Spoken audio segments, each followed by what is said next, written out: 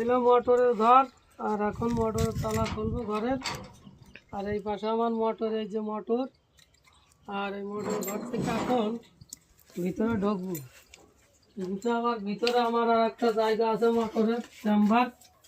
এখানে আগে আমার যখন প্রথম আমার মোটর ছিল তখন এই ঘর ছিল না, তখন এই মোটর হাউস ছিল এটা, মানে এখানে আমার মোটর থাকতো ভিতরে।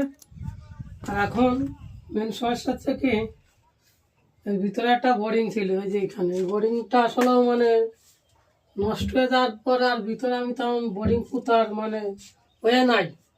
তাই বাইরে আর একটা বোরিং আমি, ওই যে বাইরে দেখাও, বাইরে আর একটা বোরিং পুঁতা হয়েছে। এই জন্য এখান থেকে মোটরটা বের করে একটু বাইরের সাইডে লাগানো হইতে। এখন এটার পরিকল্পনা আছে যে এই বোরিংটা তুলবো, মানে এই মোটরের যে ছাদ খুলতে হবে। ছাদ খোলার পরে যা একটা পরিকল্পনা আছে, মোটরটা তুলে আবার নতুন করে ওখানে বোরিং করে এই চেম্বারের ভিতরে আবার মোটর নিয়ে আসবো।